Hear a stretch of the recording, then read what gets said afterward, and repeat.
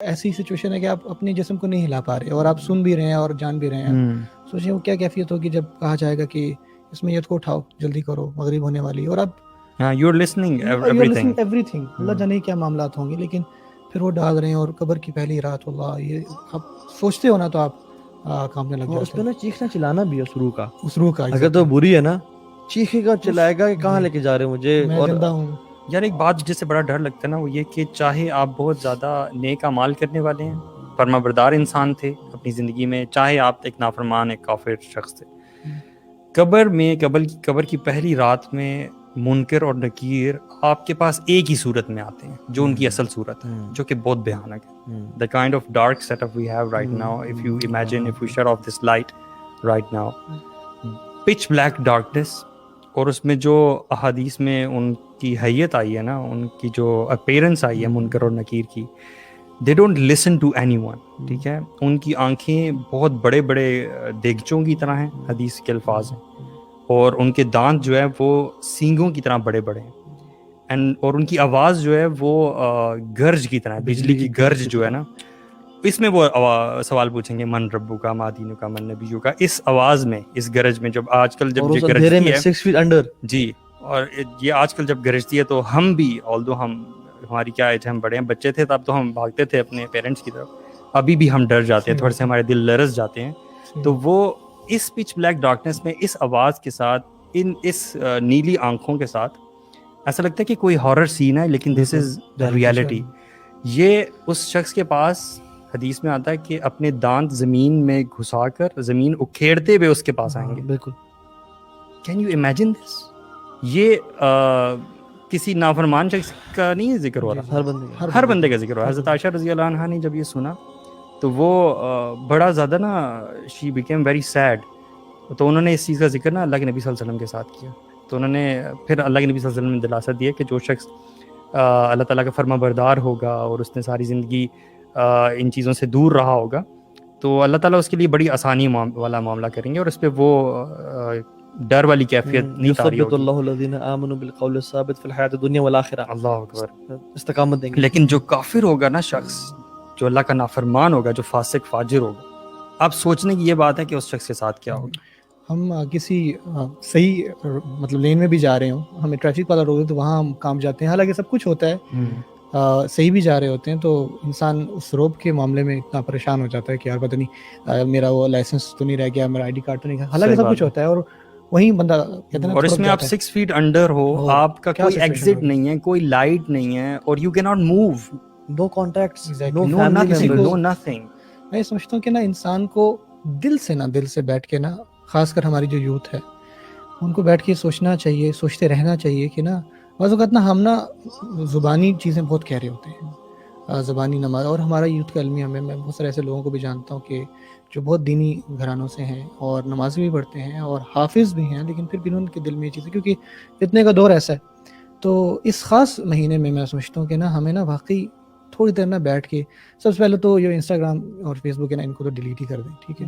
آپ بیٹھ کے سوچیں کہ آپ نمازیں پڑھ رہے ہیں, آپ تلاوت کر رہے ہیں, آپ تراویح پڑھ رہے ہیں, آپ روزے رکھ رہے ہیں, اور کہیں اندر آپ کی دل میں خدشہ ہے, آپ 100% کیونکہ دیکھیں یہ وہ معاملات ہیں نا, اگر آپ حدیث میں آتا ہے کہ اگر آپ کے اندر ایمان نہیں ہوگا نا تو پھر آپ وہاں پہ نہیں بول پائیں گے کہ میرا رب کون تھا. بے شک آپ نے آپ کو پتا تھا آپ کا رب کون, لیکن نہیں بول پائیں گے, آپ کو بھول جائے گا. وہاں جواب تو اعمال دیں گے. تو اس میں یہ کہ آپ ایک دفعہ بیٹھیں, اور یہ ایک دفعہ کا معاملہ نہیں, آپ کو نا ہر اپنی اس نیت کو, اس خیال کو نا چیک کرتا رہنا چاہیے. شیطان آپ کو یہ چیز بلا دیتا ہے, آپ باقی بیٹھو اور دل سے سوچیں کہ میں جو کہتا ہوں کہ اللہ تعالیٰ ہے, کیا واقعی میں یہ دل میں سوچتا ہوں؟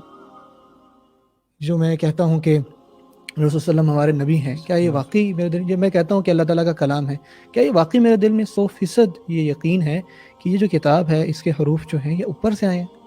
دیکھنے میں تو بظاہر ہم تو کہہ رہے ہیں نا, جب یہ انسان اپنے اندر چیک کر لیتا ہے اور جو کانفیڈنس آتا ہے, اور ہر نماز کا ہر جو سویٹنس اس کو ملتی ہے ہر نیک کام کرنے کی, وہ پھر الگ لیول پہ ہے. اور پھر جو اس کی نیت بھی بہتر ہوتی ہے, ریاکاری سے بھی بچتا ہے, اور اس کے اعمال صحیح ہوتے ہیں. اصل چیز کوئی بات ہے عاملۃ الناصبہ, آپ ساری زندگی جو ہے, آپ کی داڑھی ہے, آپ نے ایک حلیہ رکھا ہوا ہے, اور آپ کے اندر وہ چیزیں ہیں, یا آپ نے کبھی, بعض اوقات کیا ہوتا ہے کہ نہ ہم اس بارے میں سوچتے ہیں, اور نہ شیطان اور یہ دنیاوی چیزیں ہمیں سوچنے دیتی ہیں. ہم کام کرتے ہیں گھر جاتے ہیں سو جاتے ہیں, کام کرتے ہیں گھر جاتے ہیں, یا ہماری یوتھ ٹائم ویسٹ ہے, گیمز ہیں, یوٹیوب ہے, نیٹ فلکس ہے, یہ سب چیزیں ہو رہی ہیں, اور آپ کو ٹائم ہی نہیں ملا اپنی اس ایگزسٹنس. آپ کو پتہ ہے اللہ تعالیٰ ہے, ٹھیک ہے, یہ ایک بڑا علمی ہے, اور میں اکثر نا آپ کا کہنے کا مقصد ہے کہ بیسیکلی اس کو نا جو ایک سپرفیشل ہمارے کانسیپٹس ہیں یہ نہ ہے نا, ہو ان کو بلکہ ڈیپ روٹڈ ہو جائیں, ڈیپ روٹڈ اور آپ دل سے یہ یقین ہو آپ کا, جی جی جی یقین پہ ہو, ٹھیک ہے, اطمینان قلب آ جائے. جیسے یہ تو واللہ ہمارے تو انبیاء جیسے ابراہیم علیہ السلام ہے نا, دیکھیں انہوں نے بھی اطمینان قلب.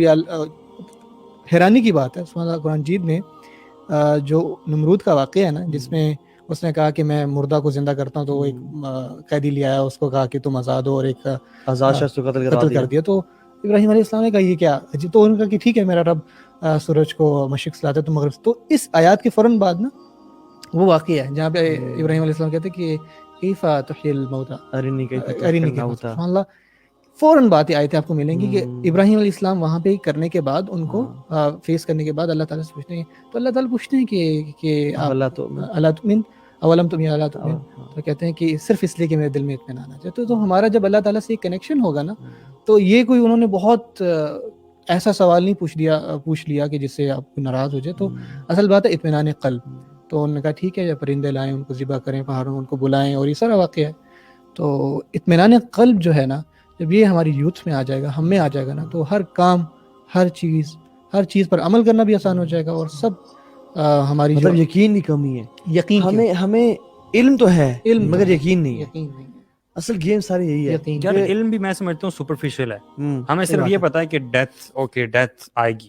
جی اب یہ جو باتیں ابھی ہم حدیث میں بتائی گئی ہیں کہ انسان کا سفر کیا سفر ہوتا ہے, تو ریئلٹی آف ڈیتھ کی وہ جو روٹس ہیں وہ کس حد تک گہری ہیں, اس تک جب تک نہیں پہنچتے تو دیکھیں جتنا آپ اس کو پڑھیں گے اتنا زیادہ آپ کو یقین آئے گا نا. علم سے یقین آئے گا, علم سے, ہاں, لیکن انفارچونیٹلی اس علم کا فائدہ کیا جس یقین نہ آئے.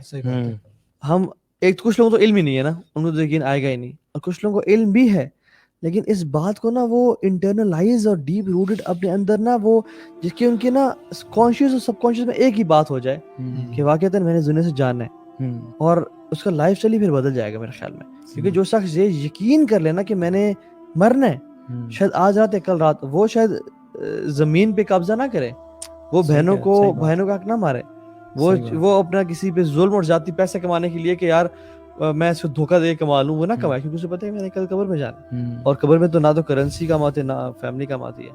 تو بات ایگزیکٹلی یہ کہ سبحان اللہ, کیونکہ یہ علم, یہ چیزیں علم نہ ہونے سے نا بیسیکلی آپ کی کانشیسنیس آف اللہ سبحانہ تعالیٰ ختم ہو جاتی ہے. یہی وہ وجہ ہے کہ انسان پھر گناہ کرتا ہے. مثال کے طور پہ آج کل آپ کیسز دیکھتے ہیں نا, ریپ کیسز ہوتے ہیں بچوں کے ساتھ خاص طور پہ, تو انسان کبھی کبھی سوچتا ہے یار تمہیں حیا نہیں آئی, تم نے سوچا نہیں اس مومنٹ پہ کہ اللہ سبحانہ تعالیٰ از واچنگ یو.